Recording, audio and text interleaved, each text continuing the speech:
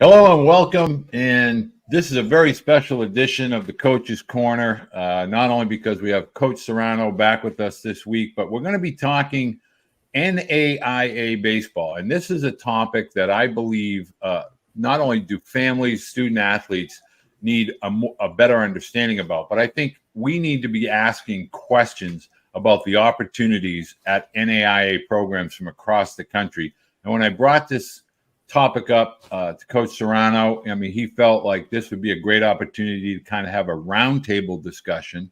And so I'm going to let Dave kind of take the wheel, so to speak, and kind of introduce us to what I consider to be, the elite at the NAIA coaching levels. And Dave, why don't you share with us? I know you just took over at Johnson University, which is an NAIA program in Knoxville, Tennessee. But why don't you introduce our guests and their neck of the woods? Well, thank you, Walter, and it's a pleasure of mine to be back, first of all, but then to be back with these three gentlemen and yourself, three guys that have run stellar programs at the NAIA level for years. First off, at the top of my screen, Brad Shelton, who is the head coach at Cumberland, Kentucky. Last year was a World Series participant for the second straight year in a row. In my bottom left corner is Jonathan Burton, the head baseball coach at Reinhardt University, another NAIA World Series participant, and obviously are also the champion of our league of the AAC. And then last but not least is Tim Montez, a guy that I go way back with. We grew up in Southern California together, and Tim is the head coach at Ottawa University in Arizona. And Tim's program was a regional participant this past year. So three outstanding programs. That's one of the reasons, Walter, when we talked about this, I wanted to get three very respectable programs on here that have good players, produce good teams, to, again, bring light to something that was brought light to myself this past year, taking over an NAIA program for the first time and seeing the talent level across the country of how good players are at a level that maybe a lot of people aren't aware of, to be honest with you. Well, I think it's important for parents to understand, first and foremost, NAIA is a 4-year college opportunity. So I think that's really what's most critical for families to begin to understand. You have the NCAA and the NAIA, and we're talking about different parts of the country here. We're talking about Kentucky. We're talking about Arizona, Georgia, Tennessee, with regard to Coach Serrano and Johnson University. So, Coach, why don't you kick off, a little bit about Johnson University and your league and what you discovered during your first year at Johnson? Well, Johnson is nestled in the woods of Knoxville, Tennessee. It's in the southern portion of Knoxville, a campus that, I'll be honest with you, and this is being pretty transparent, I've lived here on 2 different occasions in my career, and I didn't know there was a Johnson University. It actually used to be called Johnson Bible College. It's a beautiful little campus. I feel our facilities are competitive with a lot of other programs in the region. But more importantly, we're in a very good city in Knoxville. And so the surroundings are really good. The program had struggled before once it became an NAIA program. And we hope those struggles will go away because we feel like we're going in the right direction. We have some people in our conference. The AAC conference is very, very competitive with some really good schools in it. And we have some people that we kind of watched last year and kind of dreamed of that's where we want to get to. And so we have our work cut out for us, but I think we have a lot to offer at our place, just like these other 3 men that are on here with us. They have a lot to offer their student athletes too that are recruitable to their universities. Jonathan, seeing how you're in the backyard there, I guess, conference-wise, why don't you tell us a little bit about your program, where you're located? Yeah, Reinhardt University in Waleska, Georgia. It's another really small town. Obviously, our town is basically the college. And then when you go about 7 miles out, you've got Canton, Georgia. And we're kind of nestled right in the middle. We've got East Cobb, 20 miles from us. We've got Lake Point, 20 miles from us. You've got Kennesaw State, 20 minutes from you. And then you've got Atlanta about 35 to 40 minutes from you. So we're in an area that we feel like is a pretty attractive area when it comes to recruiting, and with high school talent, we get a chance to see a lot of players come through this area, which allows us to stay at home a little bit more, which is always enjoyable for us as well too. So we try to do everything we can to attack every high school kid in this area that we can, that will help the program, which is a part of the reason why we've had so much success. We've been able to find really good high school players to blend in with some transfers. But just like David said, our conference and, seeing the improvement every year. And then when you add, Dave and his knowledge and his experience to it last year, and to see the growth that Johnson had in 1 year and see how much better they're going to be each and every year, it's just going to make the whole league better. And we feel really fortunate to have good people in our league. And it just like Dave said, it's a really good brand of baseball, and it's really competitive. And I think doing this show, like you guys have already mentioned, we're going to get to express how good our level of baseball is with all three of these coaches on here. And one of the things I wanted to ask Tim is much like Dave, you're at Ottawa and you're in Arizona, but you have familiarity not only on the West Coast with Pepperdine, but also within the SEC and recruiting and so forth. Why don't you tell us a little bit about, I know it's a relatively new program as compared to some of the others, but talk to us a little bit about Ottawa University in Arizona. Yeah, we're in the city of Surprise, and it's like the 5th fastest growing community in the country right now. It's kind of crazy. The school was built 6-7 years ago, right across the street from the Royals Rangers Spring Training Complex. And that's where we practice and play our games. And then we still have about 20 acres. The first 3 years of the program, heck, I was holding coaches meeting out of my living room. So there was all dirt. So for the first 3 years, we had to sell dirt. And the kids stayed in a hotel. I mean, it was, I could write a movie on that part of it. But so they still have 20 acres across the street to build on. We've got 2 beautiful dorms, 24 plus sports. We're a small Christian university, which has been awesome for me. And so I could be transparent with my players, not have to look over my shoulder like some of the other places I've been. And so that's been a blessing. But it's been a real labor of love, and just neat to see how God's worked over these last 6-7 years. And, we were blessed to kind of get to a regional this year at Georgia Gwinnett, and talk about facilities, holy moly. But our facilities, they didn't take any shortcuts, and it's probably I would relate to some good mid-division 1 programs, football or basketball arena, all that stuff. And it's been neat to see the growth, and excited for the future. And as I was doing some homework here, Brad, I've always heard your name when I start talking about veteran coaches, whether it's talking with Dave or Corbs or anybody like that. You're located in Kentucky. It's a fertile baseball area. You've been at this now for well over 25 years. Talk to us a little bit about not only the Cumberland's program, but also the growth of NAIA baseball over the last few years. Right. Yeah. This is my 30th recruiting class. So it's my 24th year here at Cumberland's, and to see how the NAIA has grown is just amazing. I was thinking back, when I first got the job, I called Woody Hunt at the other Cumberland University. He won 3 national championships there, and just picked his brain a lot when I came from junior college about NAIA. And that was 2001. And I said, just any words of advice? He said, yeah, one thing, I haven't started a freshman since 1995. And that stuck with me, you've got to have experienced players. But we've built our program with kids from all over the place. But in 2004, we won our conference with 7 Kentucky kids, homegrown, that were freshmen or sophomores, and we won our conference that year. And then just a few years later, in 2013, we were a middle of the pack, very average NAIA team with 7 Division I transfers and 11 guys that threw 90 or harder. That's how much better the Mid-South and the NAIA got just from 2004 to 2012-13, and it's continued to get tougher and tougher every year. The Mid-South Conference We have 7 teams left. 6 have been to the World Series in the last 10 years. So it's been very competitive, and it's improved so much in the time that I've been here. It's off the charts.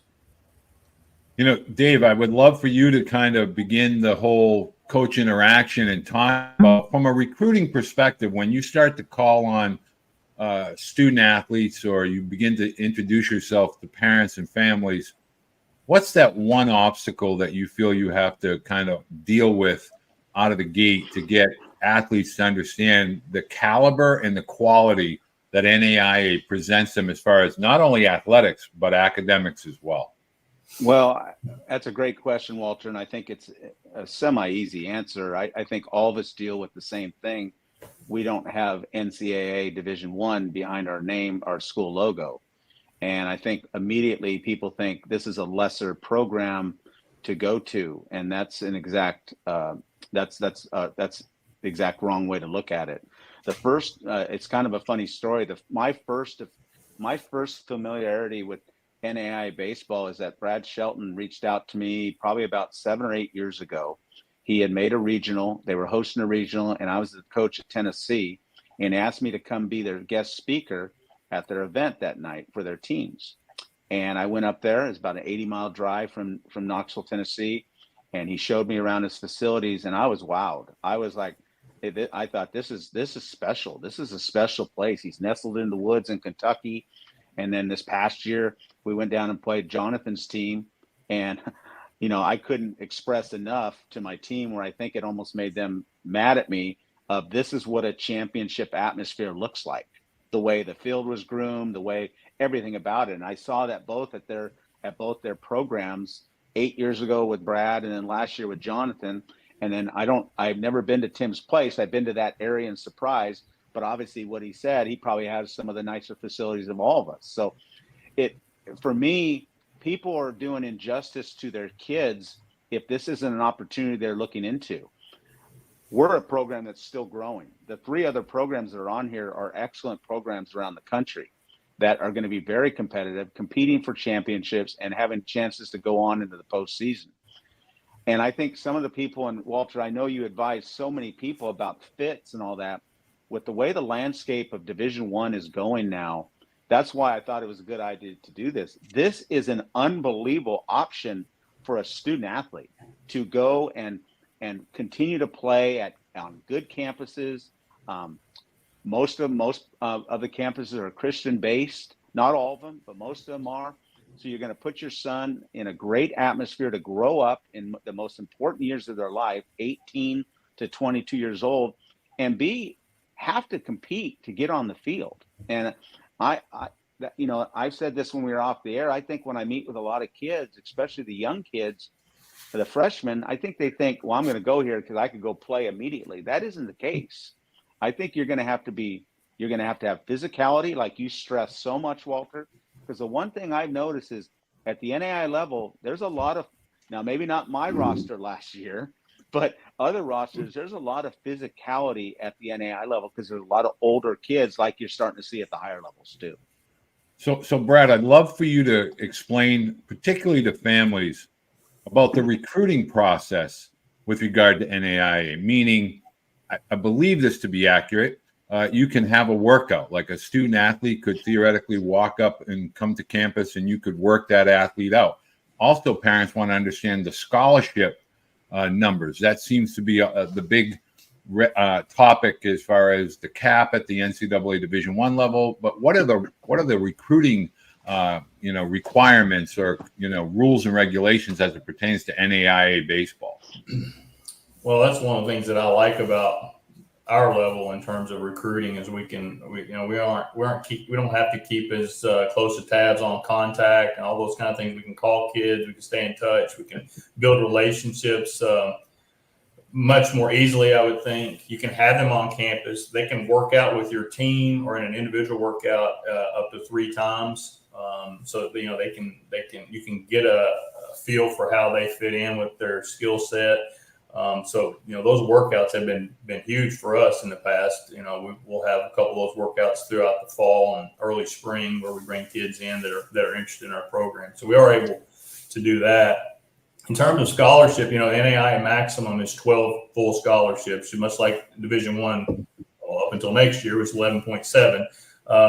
But we have some other areas where we can help kids with, other financial aid. It's all countable aid if it's institutional. So you just have to really, we try to get good students to try to fill in with some academic exemptions. If you have a 3.6 GPA as a transfer, you're an academic exemption, so that money doesn't count against your cap of 12 scholarships. So I think last year we had 24 scholarships on the field because we had that many academic exemptions. So grades are important for us for transfers, high school kids, whatever we bring in, because it can help you build depth and stay within the rules with, with countable aid and scholarships. The thing we have here, we're very different in that no student pays more than $5,000 a year to go here. That includes the dorm and meals, right? So that sounds great, and it is great. I'm not complaining at all. But we have to be very careful because those scholarships from the university count towards the 12, So for instance, in the past we would, sign a bullpen arm or a corner outfielder for, 40%, 33%. Even those kids now at a minimum are getting about 57% because of the school's scholarship program that we have. So we have to be very careful and selective, and we just don't take below average students. We just can't take a chance on those kids for that very reason. Jonathan, you live your program is right smack dab in a baseball mecca. You have talent coming in and out from all over the country. Talk a little bit about when you're recruiting, what are some of, when a parent hears about NAIA, are they looking at it as a comparison to, a Kennesaw State or a Georgia State or a Georgia Southern, things like that? Yeah, I mean, this year we fought it a little bit, with, after the year that we had this year and the success that we had, we thought, recruiting might be a little bit easier. And probably, if anything, it's been tougher. And you fight the dilemma, you fight the standard and the perception of what people think our level is. And what I don't think people really understand is when you put a Reinhardt or a University of the Cumberlands, a Georgia, I'm just thinking of teams that have been to that World Series. Like when you start thinking of those type of programs, if people would evaluate the roster and see how many people have played Division I baseball already that are in that program, I think people would really start to understand that those kids are here for a reason as well. Now, whether it's an academic reason, maybe they felt like that they had more of an opportunity to play more innings, to have a chance to move on and maybe play at the next level, whatever those reasons might be. But if the perception of what everybody thought of our league and our level and the style of baseball that is played, if that would change, I think you would really see how competitive this level is with most of the mid-majors. I mean, there's a lot of mid-major programs that I'm confident that this level of baseball could play with really well and could do a lot of special things. So when you can be in an area that we are, and we feel like that we're in a great opportunity to provide that experience with those kids, with facilities that we have, with the players that we've been able to get, but also just to be in an environment that promotes more than just baseball. We focus on the overall well-being of trying to promote the whole player. I think that if you can get a parent to be open-minded, and most importantly, a player to realize that this isn't a step down, because what's going on in Division I baseball is starting to level the playing field in all phases, in all areas. So baseball is one of those sports that's starting to get evened out unless you're at the cream of the crop in the Power Fives. So, Tim, I have to ask you, because you're out on the West Coast and we're dealing with Arizona. You have Grand Canyon, ASU, University of Arizona.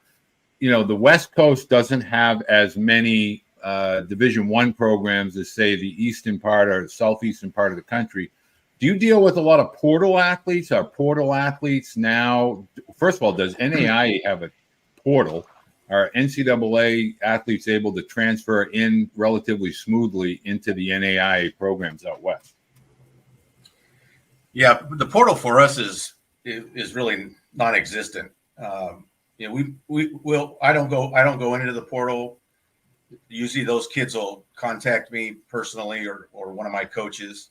But we've got kids from all over all four corner states. We've had them as far as Wisconsin, Canada, Washington area has been a really good area for us.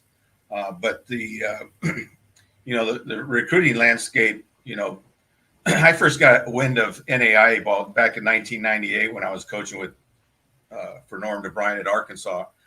We used to play Oklahoma City, and we play a midweek, and I'm like, they got SEC bodies, and I'm like, we have to play our butts off to beat these guys. And I think about the third year. I think it was the year in '99 when we won the SEC championship. Norm walks into my office. We just got finished playing Oklahoma City again, and I think it was like an extra inning game.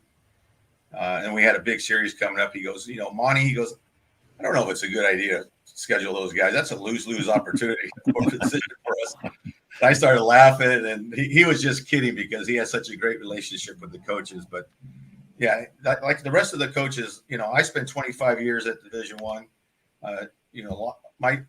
Dave and I have a lot of similarities. He's been at the very, very top, and I've had a lot of respect for Dave and the stuff he's done over the years.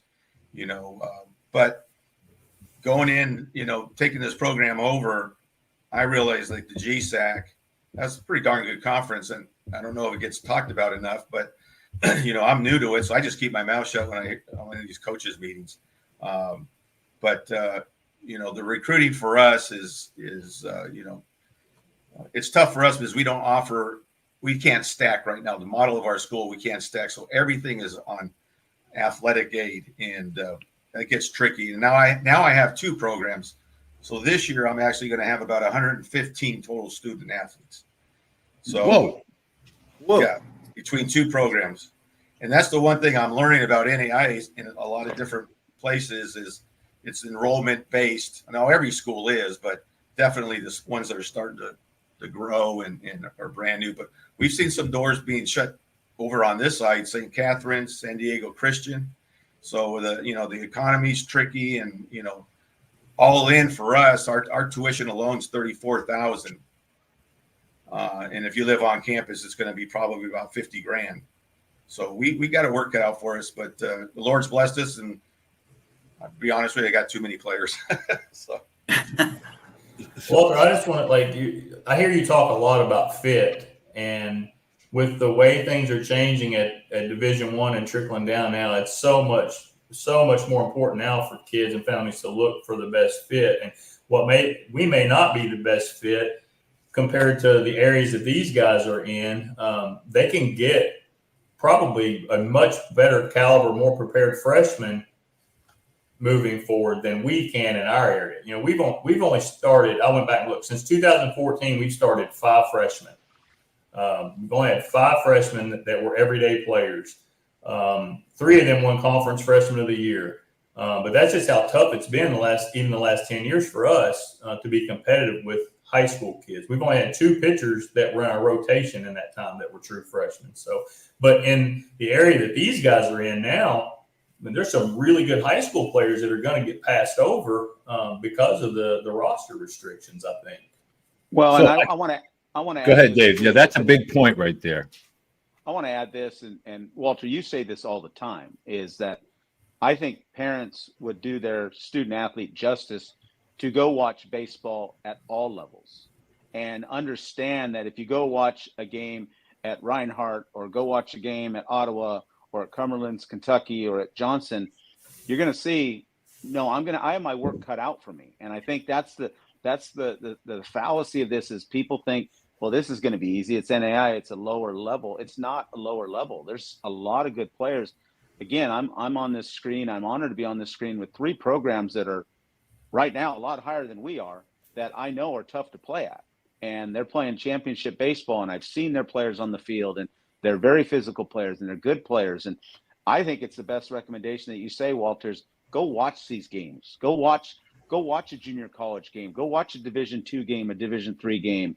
We all want to go watch the Division I games, but for 80% of these kids, maybe 90%, that's not reality. You could dream all you want, but even probably 50% of the kids, NAIA baseball is not reality unless you become a better baseball player. And I really want parents to understand what Coach Shelton this is a big topic, and I don't think enough families hear this from college coaches. It is a tough jump from high school travel, whatever baseball level we are at, up through 17 or 18 years old, to college. Now, I get a lot of people that push back on social media. Hey, that's not true. You know, we have 19-year-olds that are studs in college. I get it. There are exceptions. But the caliber, the sport of baseball is not like football or basketball. It's not like you see a lot of these, freak freshmen. Baseball is a craft sport. And you must understand acknowledging a role. So, Brad, if you could just talk about when a freshman comes in from high school and, they maybe have been a 2-year, a 3-year starter in high school, and suddenly they find themselves as a, backup position player, they have to understand that's a valuable role. You have to be ready. You have to be prepared to execute. And it's not a slight. It's not a negative. It's just you have to learn to earn your opportunities at the college level. Can you address that a little bit so parents understand? Yeah, usually that talk happens in the recruiting process. I try to just kind of give them the truth, and the truth hurts. And the thing that I tell them all is strength is the magic bullet. And what these guys that are already here have on you is they've got years in the weight room, and you have to be willing to be patient. And depth is very important for a team, but it has to be the right depth. And so we're very careful with freshmen who have way higher expectations of their playing time early. That ends up being a problem with a lot of meetings. So we're really careful about what high school kids we even bring on our campus to make sure it's the right fit. Because those guys are going to be depth guys when they get here. If they're willing to put in the work in the weight room, they're projectable and have a skill set where we think they can help us in a couple of years, then we're going to recruit them. If not, we're just probably going to recommend they go elsewhere or junior college. But it's like it's fit for everyone. We've had a tough time getting the top high school kids to come here and stay. We had several the 2008 team had 2 sophomores that started in the middle infield for us, and we were number 3 in the country all year in the polls. At the end of the year, they both come in and say, hey, we think we're Division I athletes. We want to transfer. So we're starting all over again with 2 guys that had played every inning as sophomores. And so I just got tired of that. And so it's different everywhere you go. And I'm not speaking for the NAIA, I'm just speaking for us. But that's why finding the right fit, having tough conversations in the recruiting process are very important. And there's never a bad question from parents or kids in the recruiting process, because I want to make sure that it's all out there on the table, and then we can decide if both parties are all in and understand. Now, I hope they come in and surprise me and earn a job, but it's really tough. And this year we're going to have 9 Division I transfers, 23 junior college transfers, and 3 freshmen on our team. So that's our 35 man if we started today. So, and is it a 35-man hard cap at NAIA level as far as roster, or how does that work with regard to? You just have to stay under the cap, the 12 scholarship cap throughout the year. Once you get to postseason, you have to have a 26-man roster. We usually travel with 32, I think, during the regular season, just playing doubleheaders and trying to, with pitching issues. But we'll usually have 35, 36 that get varsity action each year. Jonathan, I would love for you to explain for parents about the balance, with regard to the college experience, meaning baseball is a part of the college experience, especially when you're in a community, where there's culture and social issues and topics and academics and things of that nature. Does NAIA, is it a more balanced approach as far as a total collective college experience? I think it is. This is my 17th year as a head coach at the NAIA level. I started at Trevecca Nazarene, then I went to Lindsey Wilson for 7 years, and now this will be my 7th year at Reinhardt. And we do a lot of things together. We spend a lot of time together off the field. I'm a big culture guy. I'm a big team guy, and when we work on those things, we go to church together every 2 weeks as a team. And to me, my faith is the most important thing that I have, and my family and my kids, seeing a team that kind of doesn't just talk about it, but they're also, they walk in their faith and they're comfortable in their faith. And, so we do things that tries to grow not just the player, but the whole person. And I've already mentioned that a little bit. And I think that gets us a better invested player. It allows people to see the growth and the maturity that they show as a player, as a student athlete. And we spend a lot of time trying to improve that person, not just as a player, but so that when they leave here, they're a better husband, a better father, a better Christian. Those are all things that are important to us. And listen, we want to win, and we work really hard, and we make a lot of sacrifices just like these coaches do. But I'm not willing to get to a point to where I'm willing to just sell out to the scoreboard. We have so many other things in this program that we focus on. And I think that's why that we have had people stay. We don't have a lot of people leave. And I think they see, even if they're not playing, I've tried to encourage kids that if you want more of an opportunity, maybe there's other programs or a junior college level that you can get that opportunity, but they're still staying because I think it has to do with the culture that we have here, the type of family atmosphere that we have. And I spend a lot of time on that because at the end of the day, when you start having players that aren't chasing the scoreboard and they're focused on the process of what they got to do, the scoreboard takes care of itself. And those are all things that we preach daily in our program.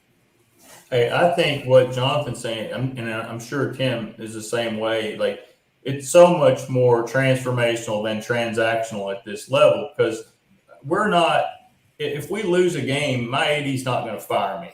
You know what I mean? I don't have to worry about losing a few games in a row. Like they really care about our kids here at our school, and I'm sure at your school as well. And what I've found is you get kids, they don't burn out.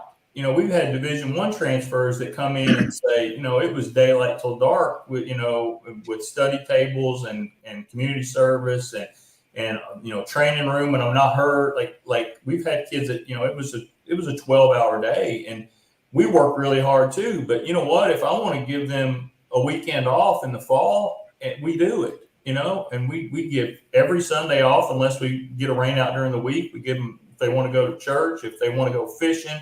We had an SEC transfer. He decided he was going to quit. He was burned out. And I called him and I said, "What are you looking for?" And he said, "Coach, I want to get a degree, ride four-wheelers, kill turkeys, and play baseball." And I said, "This is your place, brother." Yeah. And we're going to work really hard when you're here. But on Saturday morning before practice, you can go kill a turkey in the national forest over here. And he said he got drafted out of high school. He said, "I didn't sign because I want to be a college student." And I went to Division I, and it was just like being a pro. And so I think we can give a good balance to kids who still work hard. They still get better at baseball. And I have found that kids fall in love with the game all over again because it's a relaxed intensity at this level. It's not so cutthroat. If we have a kid who has a bad outing, I'm not going to bury him at the end of the bench or the end of the bullpen because he might get me fired if I run him out there the next time. So I think that's one of the reasons I love this level so much. And Jonathan hit on it perfectly. It prepares them for life if they don't get to play pro baseball. And I think it's important for parents to understand, baseball. It teaches us so many life lessons, but we're so focused on these analytics and metrics. And Dave was working at a camp, and I was listening to these athletes, and none of them were talking about passion for baseball. It was vertical, it was horizontal, it was exit velocity, it was all of these things. and not one of them said, well, I really love, competing in the box and getting in there. And so, Tim, I would love for you to kind of share a little bit about that transition from high school and travel, baseball world, into, okay, now you're becoming a young man. You're becoming, you're leaving high school and becoming a man, and you have to learn values and you have to learn time management skills, things that are going to help you with life. Can you talk a little bit about how baseball at the collegiate level definitely allows that maturation, both physical, but more importantly, mental, to prepare students for after baseball? Well, you know what? You see at all levels, especially in the Power Fives. I mean, they've got director of baseball operations, this is a special assistant, they have psychologists on board. They have guys with orthopedics in their dugout, and you trick it all the way down to our level. We might have a few of those, but we don't have. Most schools don't have the resources. So, but we do a really good job, just like I know the other coaches do, of taking advantage of what we do have. We have great school psychologists. We have campus pastor. We have we call them Adaway advisors, and so our goal with our kids when they come in is, like all the other coaches, and that's why we're in this business, is to make them a better person one way or another when they get that degree. And I've seen, being a fairly new program, we had a lot of kids reaching out to us that, shoot, this wasn't their second school, this was their third and fourth school.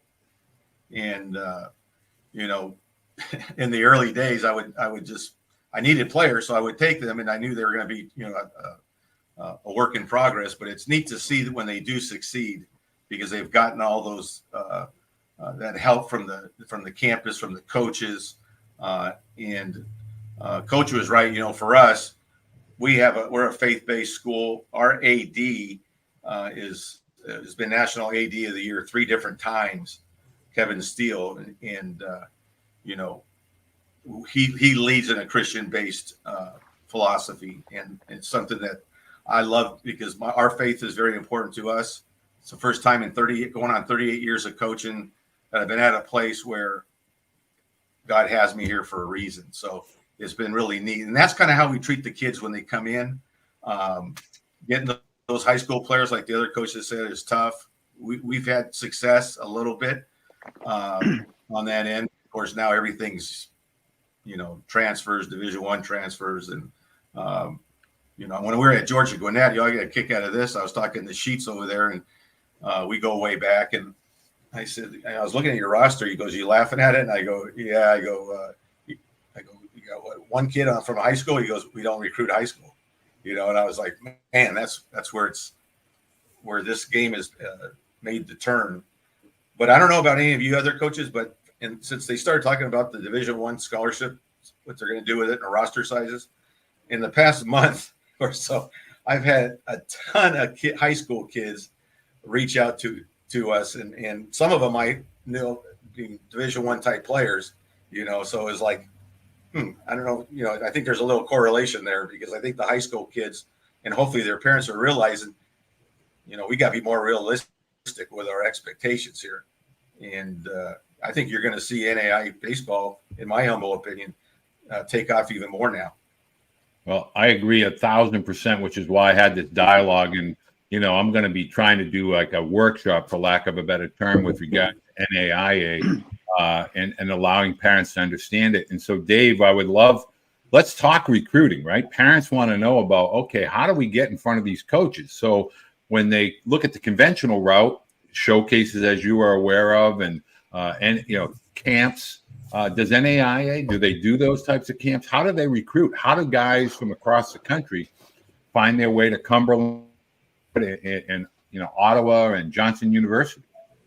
Well, I think first and foremost is we all, I'm sure, run on campus camps, and when that's the best way to get seen. It's by contacts, coaches reaching out to us.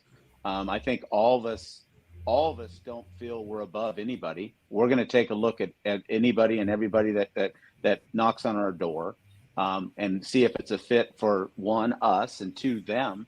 But I think, we're all, and, obviously I was, because of relationships, I had these three gentlemen on with us, but there's a lot of good NAIA schools out there. There's a lot of good NAIA schools out there across the country. And I think what I'm hearing is music to my ears, is what these gentlemen are talking about is that kind of like why I went back to work at NAIA school, is because we're trying to make impact on people. Okay. And Brad said it perfectly. I don't have the pressure I had at the University of Tennessee or at Cal State Fullerton to win. I want to win probably more than my athletic director thinks I need to win. But it's about grooming people. It's about grooming players in the most impactful years of their lives, in all aspects of their life, and giving them an opportunity to live out their dream of playing baseball at a very good level. And I think it's very easy, going back to your question, it's very easy to find us on the internet, to go to our websites, and we all have recruiting coordinators that can be reached. And the best thing, you asked the question to Brad, I love the loose, not that I was never a rule breaker, but I love the loose rules that I've worked at Division I, where every guy you contact and every guy you go see, you got to do documentation for it. And that became a pain in the neck to me. And we can have kids on campus. We can make calls. We can go to unlimited amount of games. We could talk to players at games and not be penalized for that. So there's a lot of ways for us to find players, and there's a lot of ways for families and players to find us also. Because again, I'm not getting on my soapbox because I'm at this level now. I was very interested to see what this first year doing this, and I walked away thoroughly impressed. And Walter, you've heard me say this to you in private. I don't feel like I went down levels to go to NAIA. I'm coaching good baseball, and I'm looking at Tim right now. Tim has the opportunities coaching in Alaska right now, and they just won the Alaska League with the Anchorage Bucks. Congratulations to them. But how I compare NAIA baseball at the higher levels is it's not much different than a very good collegiate league in Alaska. It's very similar to that. Okay, now you have some Division I players, but when I had those 1.5 summers in Alaska, I walked away thinking, wow, this is the same level that we're playing when we're playing the Cumberlands of Kentucky and the Georgia Gwinnett's. That they might not have Division I next to their name as players, but they're just as good a player. And Brad, you had touched on a topic that's very near and dear to me, which is that relationship component. I have student athletes now that played for me in college that are in their mid 30s, early 40s, married with children, still call me coach. And, the relationships and the dialogues take on such a deeper significance to me as I get older and grayer.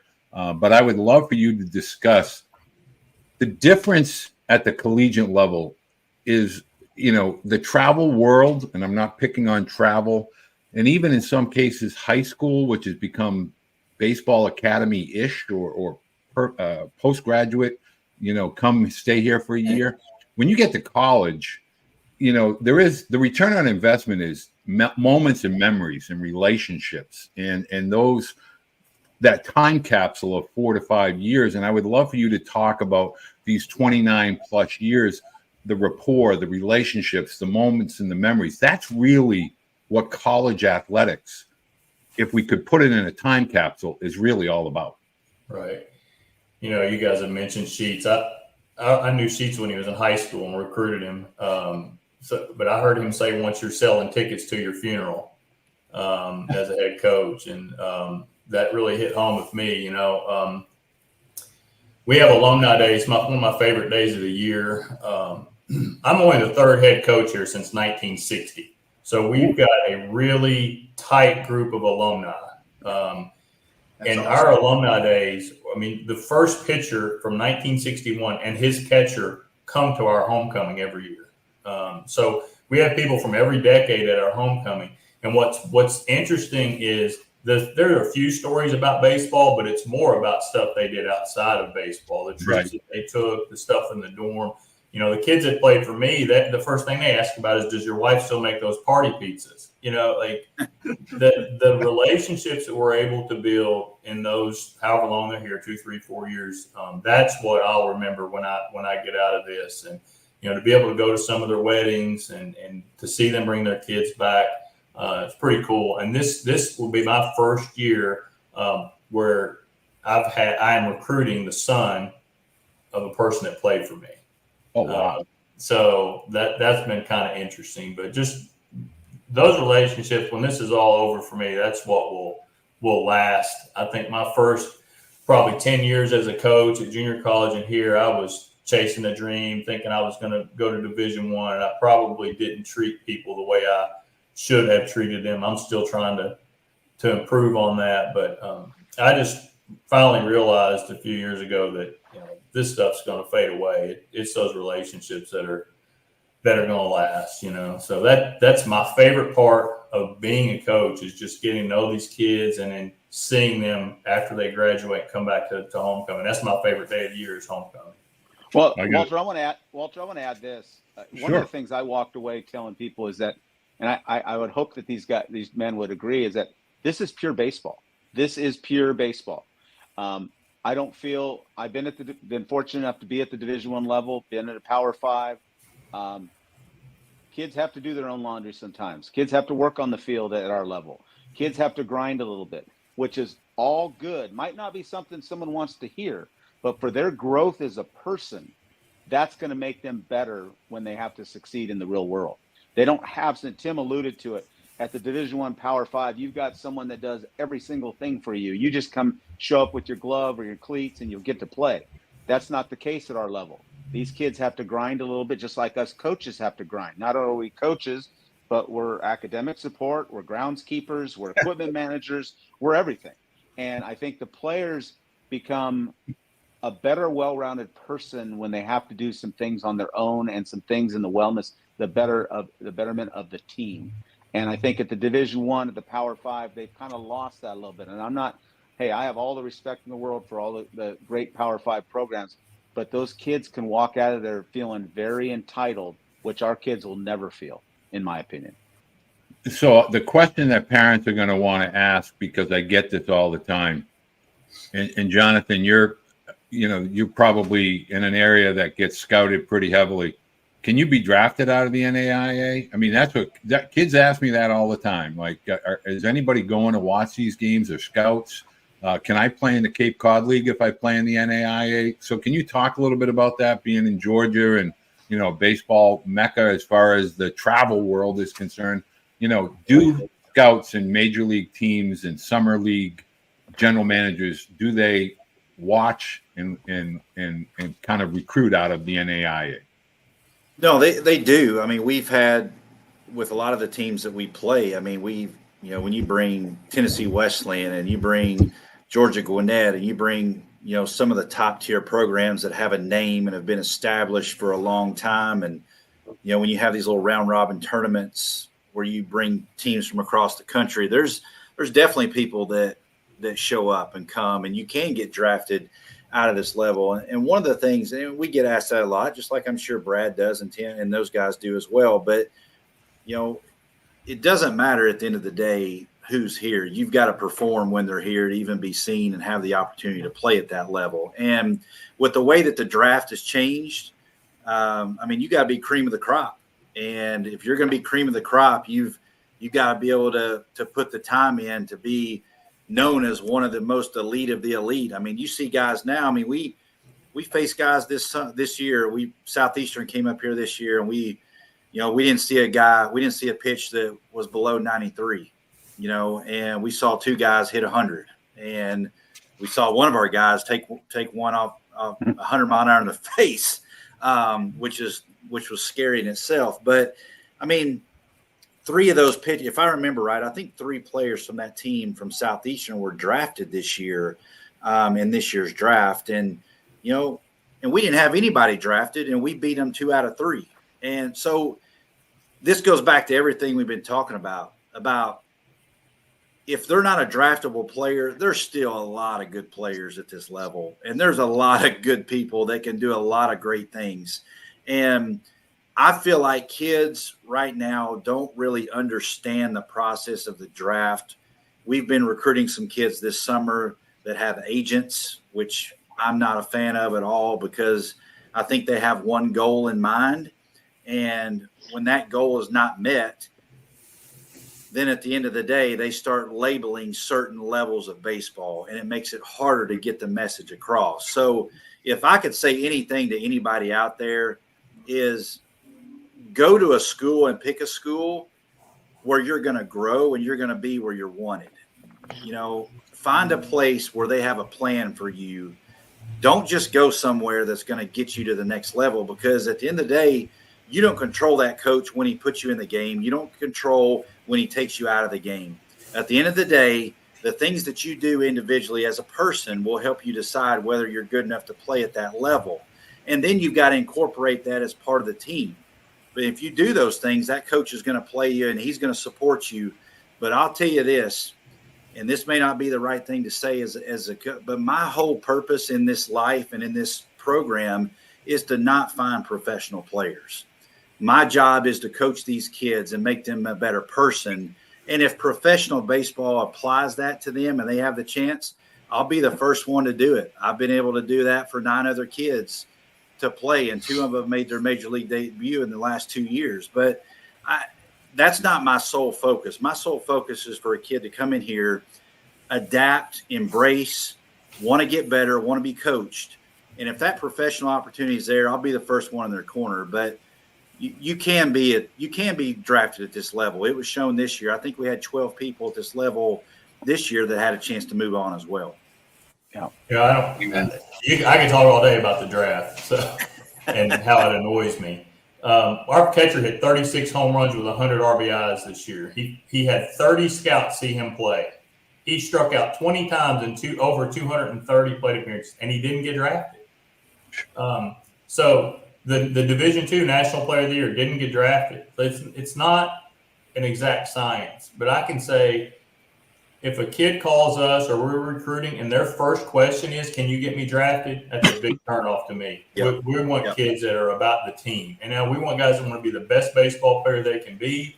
And if the opportunity comes, then we're going to help them. We had 3 kids on our team this year sign, 1 with affiliated and 2 indie ball. But that is never – we get the scouts here, we give them the information, but that's not – our job is not to get you drafted. We're going to give you every opportunity to get better at baseball, and then what you do with those opportunities are up to you. But it's also the right guys got to like you, and that they don't seem to understand that when they're going through the recruiting process. 30 years, I've had I think 28 guys sign professional contracts, and I had 1 make it to the major leagues.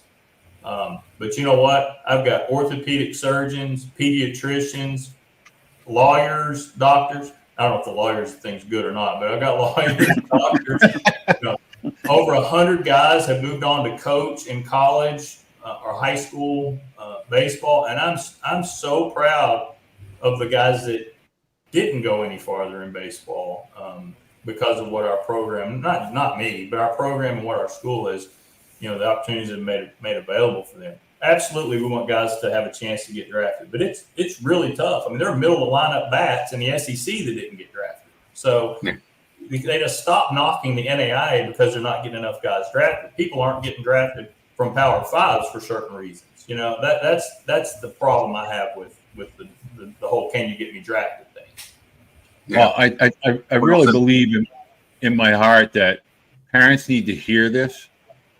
This is a message that, literally you need to sit back and listen to. These are elite college coaches that are explaining that baseball is a part. Baseball is a great game. It's in my blood. I eat it. I sleep it. I dream about it. But it's a great game. It's a great sport. The business of baseball stinks. But the game of baseball, it lives inside you no matter how old you are. And so it's a part of who we are. It's a part of your experience of being an 18 to 22-year-old. That's one of the reasons why, as a dad, I wanted my sons to attend college, not to go become a future major leaguer. It's because at 18 to 23, you're going to fall down, you're going to fail, you're going to stumble, you're going to have to overcome obstacles, go up, go around, go through.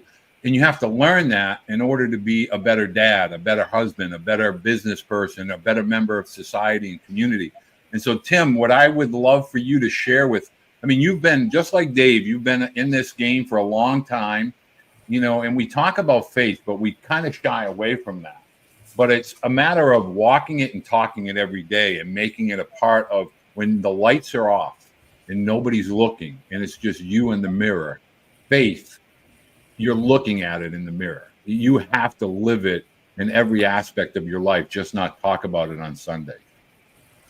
No, you're exactly right. And man, I just love what all the other coaches have said this morning, but and they'll tell you, I mean, we probably all are like-minded. We're probably pretty much somewhere in the same age. And, you know, but coming to, you know, for me, like I said, this can be going my 38th year, it's weird being in Alaska right now because 43 years ago, I was here as a freshman at a Pepperdine University playing for Athletes in Action. And it was here that I accepted Christ in my life 43 years ago. And to be back here in the way that I was able to get here from Coach Snedden, who asked me to come up here. And then Coach passed away a couple months ago from leukemia. But it's gone full circle for me as my faith is concerned. And that's where our schools, you don't have to sign a faith statement. Some schools you do, and there's nothing wrong with that. Everybody's different, and it's about the right fit. But our school's open and inclusive, and we've got kids that come in that are good Christians. We have kids that are on the fence. We have kids that have never even gone to church. And we've had kids that have never said a prayer in their life. So when God put me here 7 years ago to start this thing from the ground up, you know, I knew right away that he's like, all right, you knucklehead, you dumb Mexican. Hey, I'm going to give you another chance to get it right and take the focus off of your career. And that's where I felt from day one. I was like, man, you know, we opened up, our AD came in first staff meeting and we opened up in prayer. And I was like, this is cool. This is really cool. And so we do that, you know, we start the week in prayer at practice. We end the week in prayer.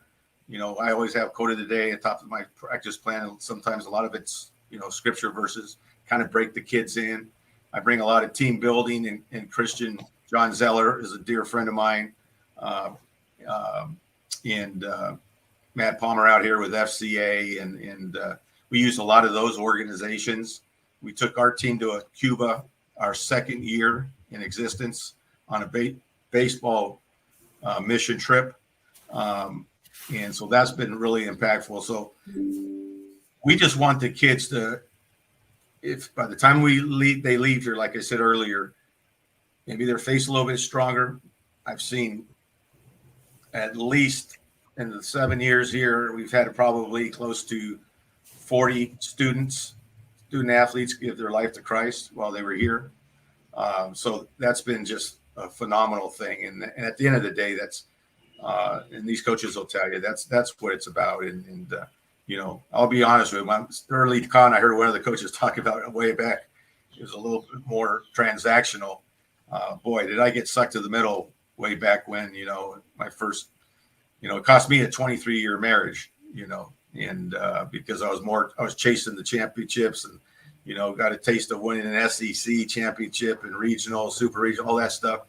And I just, God has a funny way of saying, hey, recorrecting you and getting you back on the right path. So that's kind of what our school's about faith-wise, and what we love to have these kids come in and experience. Is at the end of the day, and these coaches will tell you, you know, God's not going to ask us what our one-loss record is. That's the fact right there. And my hope and my goal is to create a better awareness and understanding of NAIA as a 4-year. You know, I don't like the way that a lot of youth baseball is presented as far as transfer portal, go here and transfer. If you want to go here for a year and then I think in life it's good to kind of formulate a educated opinion and take your time making a decision, because college collectively, with or without baseball, is definitely a 40 to 50 year decision on how it will, fit into your life and your future. So I like being able to look at college as a full 4 or 5 year commitment, to not run from adversity or struggles or failure, and to kind of embrace getting better and becoming a better version of yourself. And the one message I'm hearing from all 4 of you today is that it is an experience that takes time. It is a process. It is a 4-year, not only degree, but is a 4-year relationship that lasts well beyond the playing fields for many decades. So I thank each and every one of you for taking the time. I hope we get a chance to continue this dialogue and be able to educate families about NAIA baseball. And Dave, I know that's very important to you. So I say thank you for bringing this topic to the forefront for our Coach's Corner. Well, thank you, Walter, and thank you, all 3 of you gentlemen. I have a lot of respect for all you guys, and as you guys have probably seen, Walter does he does a very good job for many people out there, and this is something I wanted to bring light to for these families, that this is a great option. And I'm not saying that because I'm at this level now. I'm more about the people than I am myself. I think Tim nailed it when he said, for many years I was chasing it too, and I went through relationships myself, and I'm in a good place now. I could still coach, mentor, and I can have a life. And I think all these gentlemen will agree with that. We could still have a life and do things that we want to do, but then still be very impactful in student athletes' lives. And thank you, Walter, for continuing to do this for so many people out there. And hopefully this brought light to many people when they get to see this episode. Well, I'm going to make sure for not only Cumberland's, Reinhardt, Ottawa University in Arizona, and obviously Johnson University, going to make sure that we have all the contact information for all the coaches, all their programs, social media contacts, which seems to be all the rage these days, Twitter and so forth. I think it's important for parents to firmly begin to take a deeper look at NAIA and the opportunities that it provides for high school student athletes, way beyond the baseball aspect of it. I'm talking about as a university to grow and become educated in all aspects of life, both in the classroom and on the baseball diamonds. Gentlemen, thank you so much for taking the time to join me, and not only have a great rest of your summer, but look forward to a great 24-25 season ahead. Thank you, Walter. Sure, thank you. Thank you, guys.